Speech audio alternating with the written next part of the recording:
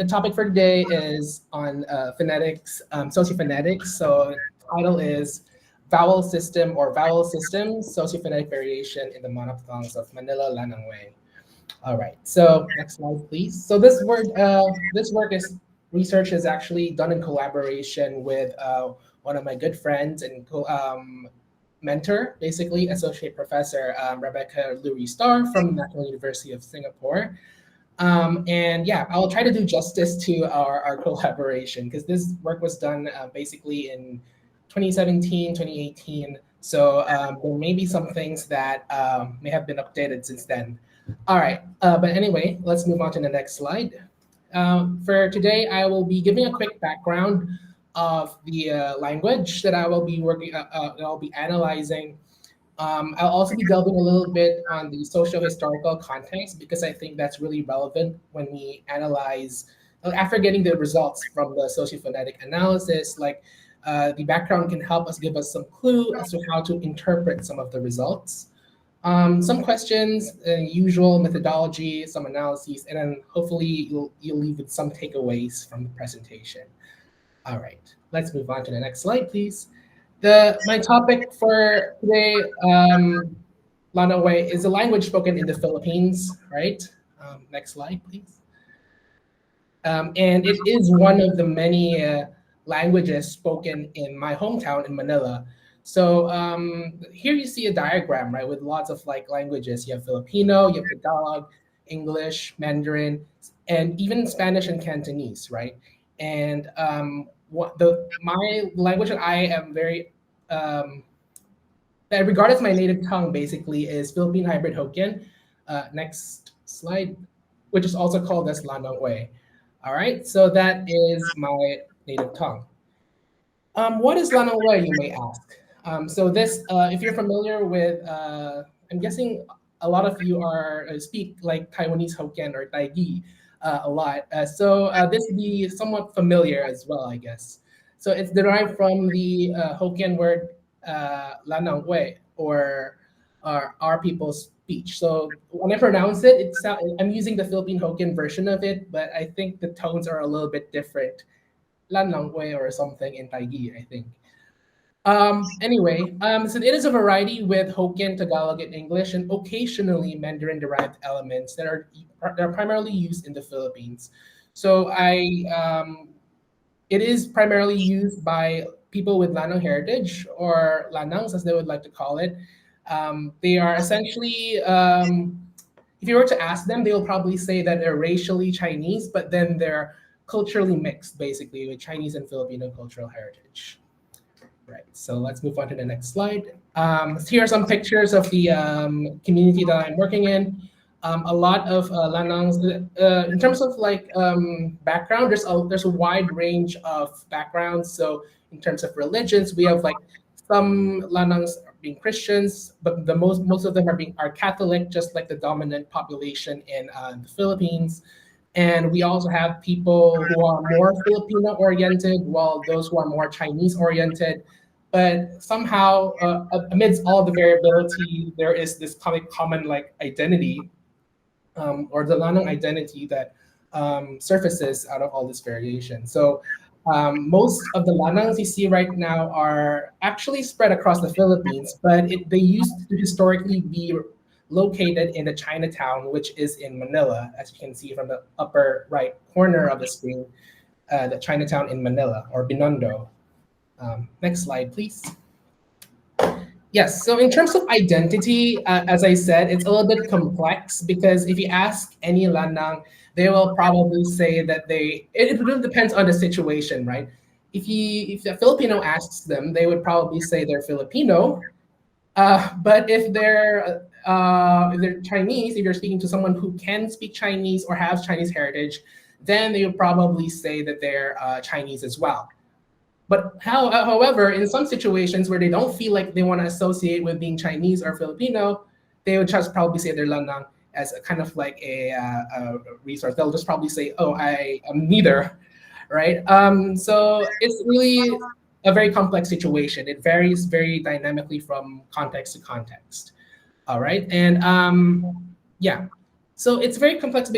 And one of the key like I would say features about this community is that it actually falls smack right in the middle of like two major populations, right? The Chinese population and the Filipino population. And essentially, the Lanangs are essentially the peripheral members of both Chinese and Filipino societies because Lanangs don't actually are not perceived as being quote unquote pure Chinese. At the same time, Filipinos don't think they don't look Filipino, so essentially they would call them as like outsiders, essentially, right? And it also reflects in their language use, right? Like so, Lanangs don't only speak Chinese or Filipino, but they also speak some kind of like hybrid code. Yeah. So yeah, that is a picture I think best represents like how people in at least in the Philippines, like they how Lanangs in the Philippines kind of like orient. Sometimes it's more Chinese oriented, sometimes it's more Filipino oriented, sometimes it's neither, sometimes it's both. All right, let's move on. And here's another interesting situation about Lanang use the native tongue of the Lanangs in Manila at least, is that there it's characterized by language shift, right? So if you can look at the purple bar right now, you can see that as we move, so the first column essentially is the oldest speakers, right? And we see that Lanang is already spoken, but Hokkien use is a lot. Like the blue bar is big. But then as we move to the younger populations, we see that there's some kind of like shift towards greater Lanang use. But recently, like, or rather, the youngest set of speakers actually don't use it as much anymore, right? Compared in favor of Tagalog, which is the bar in yellow, and English are actually in orange, right? So there's kind of a big language shift happening if you treat this from using apparent time lenses. Yeah. Next slide. So another feature about Lanang, which I think will be very relevant to this presentation, is that Lanang has characteristics of what people in contact linguistics would call mixed languages. So mixed languages here just loosely refers to systematic mixing. Next slide, please. So it is a framework to analyze a mixed code, right? So Lanang, many people don't recognize this language as a distinct language. Essentially, probably one of the reasons why is because it is in contact with its source languages still, Hokkien, English, Tagalog, and a little bit of Mandarin, right? So many people actually see it as adulterated Hokkien, right, or broken Hokkien. So, and their perception of it is that there's no systematicity, and it varies from person to person. It's very idiolectal. Next. However, there are a significant number of people, although they're in a minority, that recognize it as a language that sets them apart from those who are not from non-Lanangs. For example, people from mainland China or Filipinos, right? So they would say, according to their own codes or on their own speech, unique secret language or mixed language. All right. So next slide. So for this talk, I will be analyzing as a mixed language, which essentially means that we're viewing Lanang as an as consisting of unreduced linguistic subsystems incorporated into a single yet coherent language. So there's a very big focus on splits, which may reflect in structural and phonological features. All right, so next slide. So here's a good prototypical example of a mixed language. Before I talk about Lanang as a mixed language, I think it's better to kind of like visualize it a little bit. So next, please, next slide. So as you can see, there's kind of like a Miship is basically a combination of both French and Cree. So it's like getting the noun phrases from French and the verb phrase system from Cree. All right, next slide. And like in another mixed language, in Managed Aleut, for example, it is another good case of a mixed language where you can actually see certain linguistic elements systematically sourced from the source languages. So, for example, personal pronouns, verbal inflections tend to be sorted, or almost always sourced from Russian, whereas the lexicon or the vocabulary tends to be sourced from Aleut. All right, so in here, there's a very clear like split according to their description of Managed Aleut. All right, next slide. So in another way, I observed that this is actually work done, like not just in 2017, but it was actually part of my dissertation as well, and my current ongoing work on the language. But here's an example of Lanaway in the wild. I'll be presenting three audio clips just to give you an idea of how it sounds like. Di what po di kay Hilda daw yun niya. Dito kung sabi procedure pero yung sabi procedure pa nga. Right. So here you can actually see, right? So red items or red elements are derived from Hokkien, purple ones are derived from Tagalog, and English ones are derived from our yellow ones are derived from English. All right. Here's another example.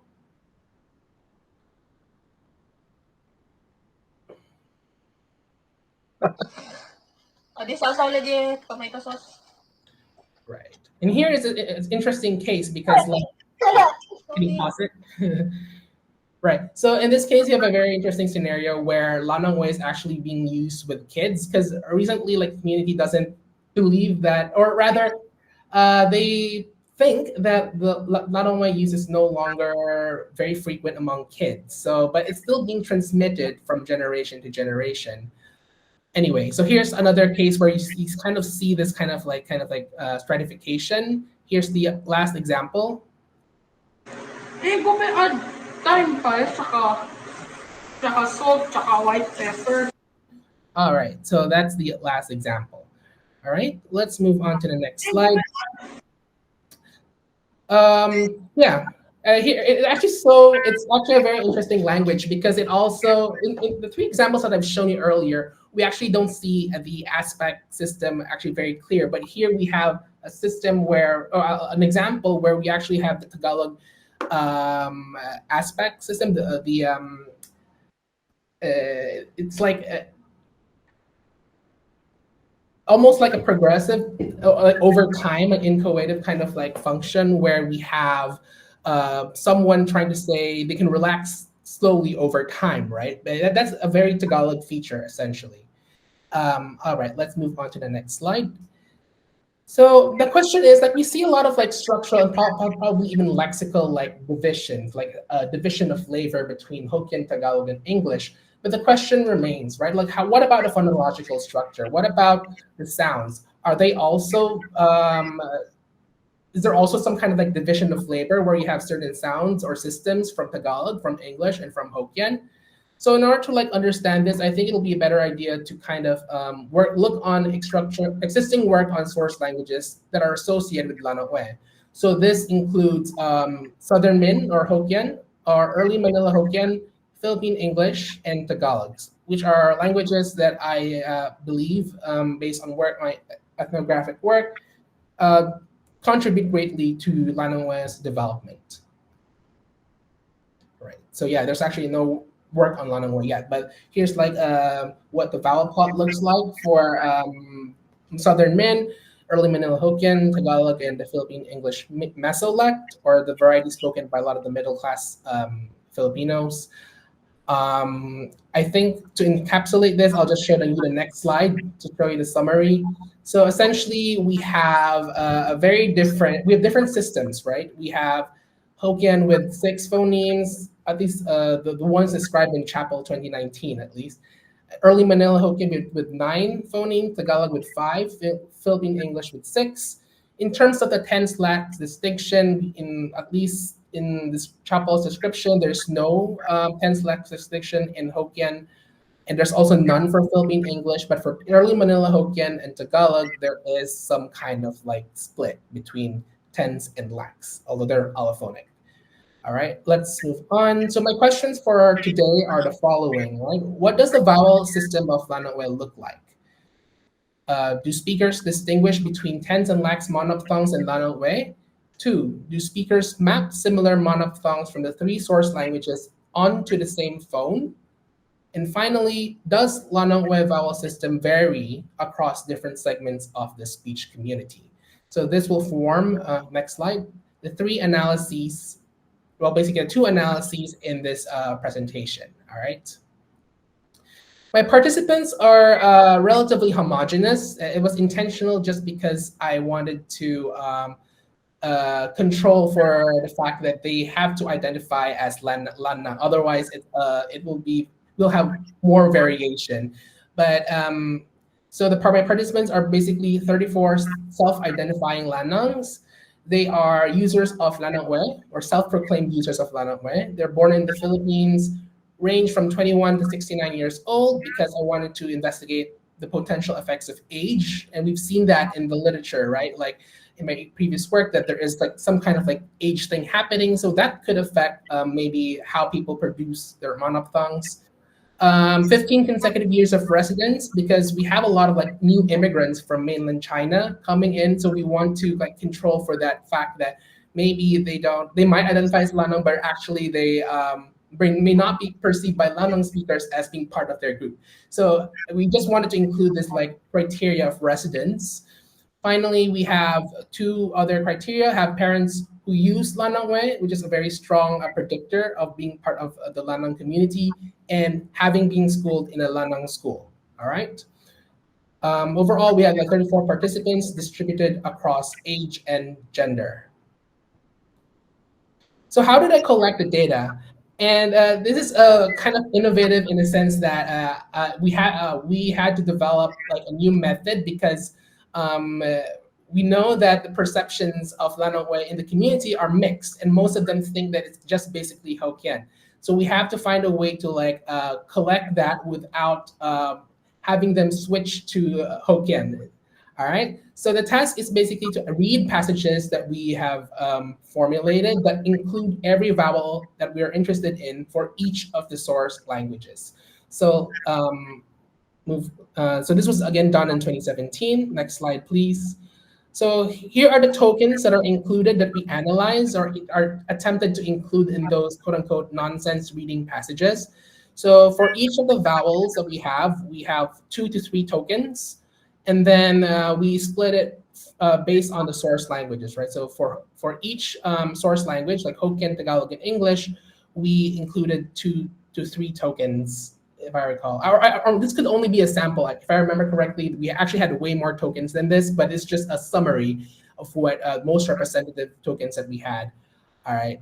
So why did we use this method in the first place? So one, efficiency. We recognize that a lot of people, especially those who are willing to, those who fit our criteria, tend to be very, very busy. And so we have to find a way that will not take up like 1 to 2 hours of their time. So 30 minutes for them, based on like my initial work, is like the sweet spot. So we have to find a way to kind of like make them feel comfortable as well, and not like uncomfortable, because that's not ethical. We also wanted to kind of like avoid this like phenomenon of like the observer effect, where if they notice that they're being recorded, they have a tendency to switch to a very formal style of like Lanang Ue, which resembles Hokkien essentially. And why nonsense? Why do we use nonsense reading passages? Because if we tried doing it, like we tried doing passages that made sense, but then it dramatically increased the number of like the time that it took for us to elicit those tokens. So we had to find, we just relied on nonsense reading passages. You may ask, okay, so here's an example of the nonsense reading passage. All right, so can you play that for me, please? Barbie baby ya fancy cup handy. Kasi ikap diya ay bilo-bilo, sisig, sitaw, kapsieti koya biso. Right, so in here, as you can see, the English context, essentially, or translation. Barbie baby ya fancy cup handy. Barbie baby ya fancy cup handy. Kasi ikap diya ay bilo-bilo, sisig. Right. So that is the actual one of the actual data set, one of the actual recordings that was done by a young female lanang in the Philippines. So as you can see, some of the tokens are from English, some are from Tagalog, some are from Hokkien. All right, it's nonsense, because as you can see from the English translation, it doesn't make any sense. How did we analyze the data statistically? Essentially, from all the tokens, all the recordings that we transcribed using PROT, we extracted 4,708 vowel tokens, we extracted the F1 and F2 at the vowel midpoint using the software prod. We normalized the vowels using norm plotting suit using the Watt and Fabricius method that takes into account the corners, the the high front, high back, and the low vowel corners of the vowel space, right? And then we use MANOVA in R to derive the Pillai-Bartlett statistic or Pillai score to measure the degree of overlaps between the vowels that we're interested in. All right. So for our first analysis, do speakers distinguish between tense and lax monophthongs in Lanaway? So for this analysis, we did not include the O and O contrast was not tested because there were no tokens observed in preliminary feedwork. So we excluded those tokens. And what we found was that out of the pairs, the U, and pairs, only the and pairs, the last column, have a significant are significantly overlapping. All right. So just to remind you, next slide, please. A higher Pillai score here means less overlap and greater distinction. So if you look at the last row, right, it's 0.07, and that's significantly lower than the others, right? 0.44, 0.31, 0.48. This means that the last column, the contrast, it does not have overlap, right, or has less overlap, meaning the last column has greatest overlap because it has the lowest score, right? It's the other way around. So you can actually see this in a vowel plot in the next slide, right? Where all the and tokens in the lower part of the figure are actually pretty overlapping, right? It's very clear that there is a very significant overlap between the two phones. All right, next slide. We wanted to kind of analyze it in terms of age and gender. We kind of want to see whether there's sociophonetic variation happening there. So what we did was we investigated both the proportion of speakers with a significant contrast, and we also measured the degree of distinction as measured by the Pillai score. All right, so again, higher Pillai score, less overlap, greater distinction.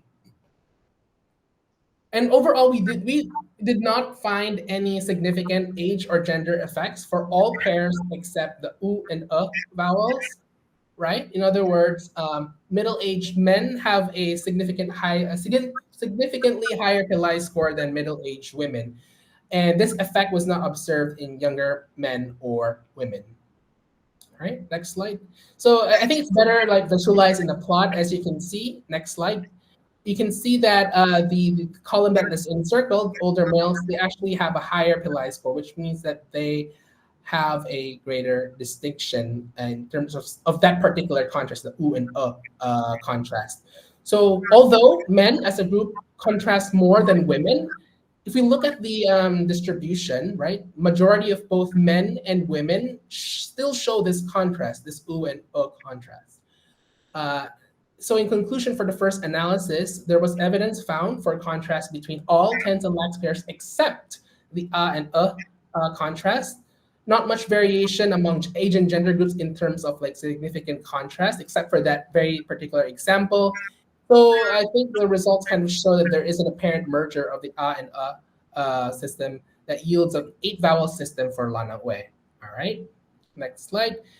So the next question is this system consistent across words from different source languages? Because we know that Lanaway has 3 sources, right? 3 primary sources.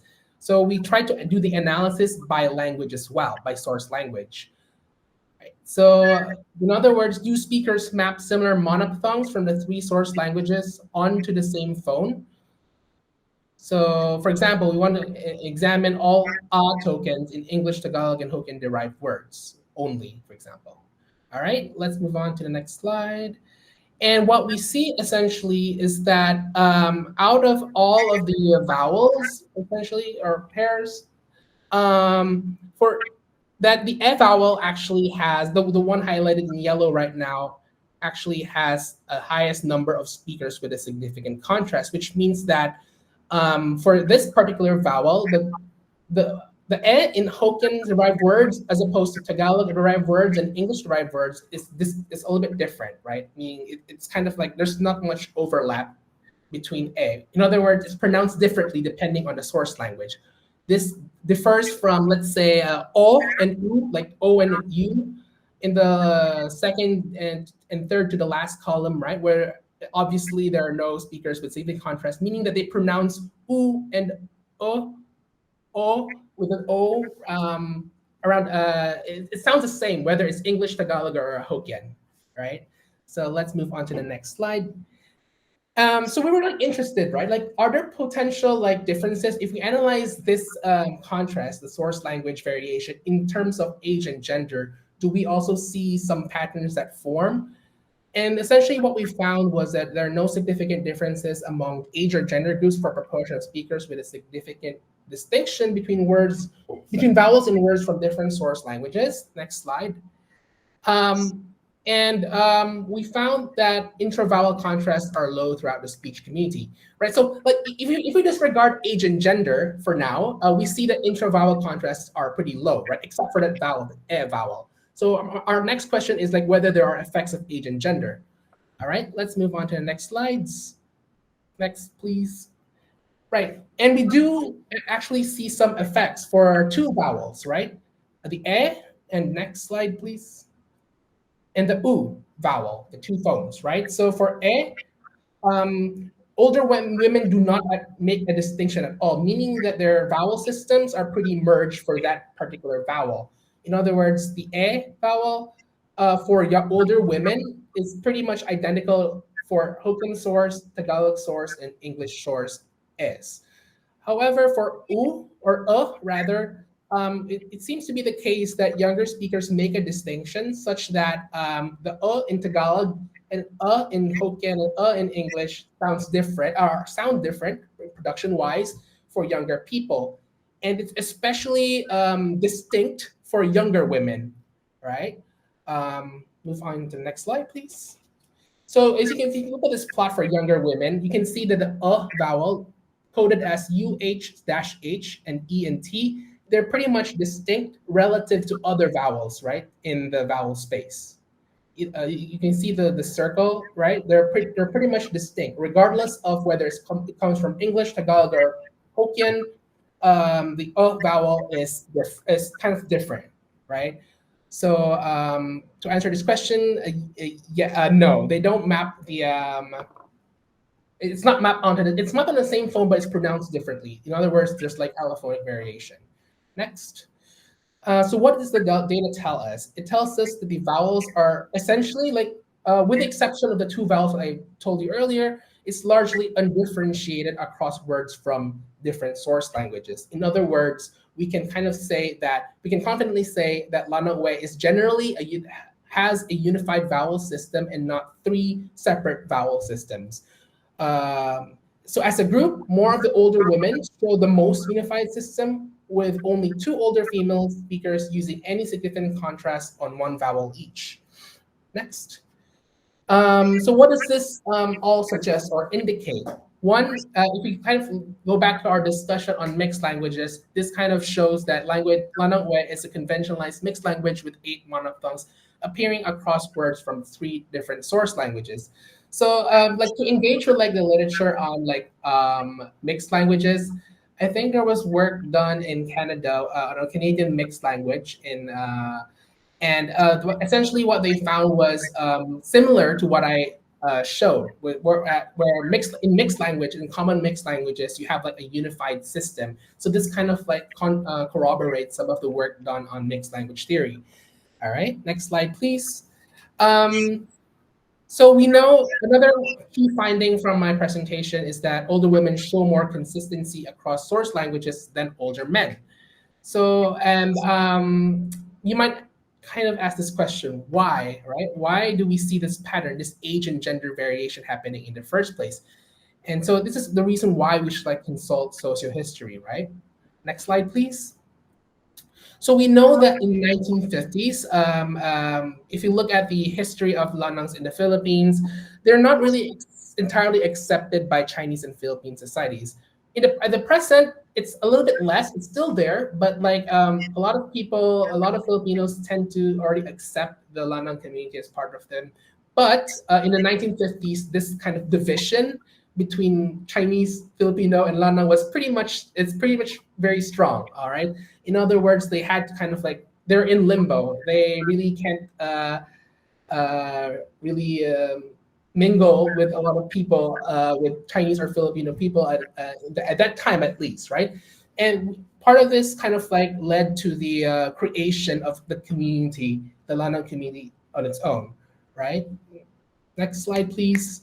So it's possible that the women at that time, who are older women right now, right, may have led this kind of like merging process. So they want to kind of like distinguish themselves, maybe. So they kind of like initiated this vowel merger process and formed Lanang as it evolved from trilingual code switching, right? So maybe before it was merging, it was actually just pure code switching because we know that back then, in 1940s and 1930s, English was already used as a language. It was taught in schools, and a lot of the Lanang community were actually using Tagalog as well. Because even if they were kind of like excluded, in my interviews they said that they were actually still talking to some Filipinos for to survive, right? Like to buy bread or buy milk or something like that, right? So there's still some communication. So there's also evidence for code switching before the merging process, the creation of Lanang Way, in other words. All right. But the variation that we're seeing right now for U and for E, the two phonemes with H variation, are essentially, we argue, is not a merger in progress, but rather a demerger or a divergence, particularly for the vowel, right? We see that younger women actually pronounce the vowel differently depending on the source language. We suspect that this might have to do with the increasing Filipinization of Lanangs, which was introduced in the 1970s and 1980s. All right.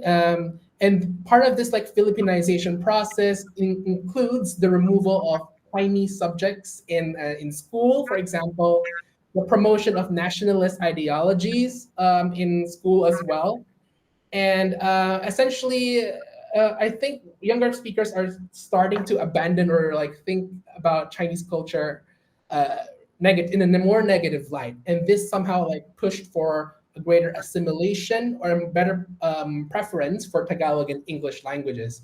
All right. Next slide. So if you kind of like look at it from this like phase at this table, right? In the 1990s, that's like the earliest attestation of trilingual code switching, which is represented by the oldest group, maybe the 80s. And then we have Lanongway used at its peak, right? Like in the 1950s and 1970s, maybe that's when Lanongway started to be used a lot in order to differentiate themselves from the Filipino and Chinese groups, for example. And then right now, what we see right now in the 20s and 30s, right, we see a potential divergence or unmerging of or partial unmerging of the vowel system, where we have the vowels being spoken a little bit differently by younger people. Next slide. So again, like if you look at this, right, the last two columns are the youngest speakers, right? We actually see the use of Lanongway being used less in favor of Tagalog and English, as we've seen earlier. So we kind of also suspect that this could be like an influence of Tagalog, maybe a cross-linguistic influence, because now they're more proficient in Tagalog as well, right, and English. So that could have the effect of like the demerging, because we know in Tagalog and English there's like this split alpha, right? It sounds different from Tagalog and English, and maybe they want to like distinguish or make themselves sound more Filipino or more English-like, right? So we could there's very strong evidence to suggest that this might have to do with, or rather, this whole situation is because of the age effect, right? Right. Because age is correlated with identity as well as proficiency in language use. All right. Next slide. So for future directions, the vowels of Lanong do not appear to match the vowel systems of any source languages. But again, it's really hard to comment on like divergence, because our knowledge of Manila Lanong English and even the deep style Lanong or Hokkien is very much limited. So we don't really have, if we had acoustic information or vowel information in, let's say for Hokkien that's spoken in the 1900s, for example, then maybe our conclusions or interpretation of divergence or merging and demerging would probably be stronger. Second question, is the and merger in analysis one an innovation of Lanaway, or does it also already exist, right, in the original Hokkien input when it was introduced in the community? So I think this leaves a lot of questions. Like I entered with 2 questions, but we leave this presentation with more questions actually. And yeah, it just calls for more acoustic phonetic research and sociophonetic research on mixed languages. Yeah, next slide. So yeah, so if you're interested in learning more or more detailed about the process and the more nuanced discussion of our research, it's actually available on I think John Benjamin's, right? So it and a similar title, Vowel Systems or Vowel Systems, Variation in Monophthongs of Philippine Hybrid Hokkien or Lanaway Manila in 2020. All right, so I think that's all I have for you now. I hope you learned something out of the presentation, and thank you for having me.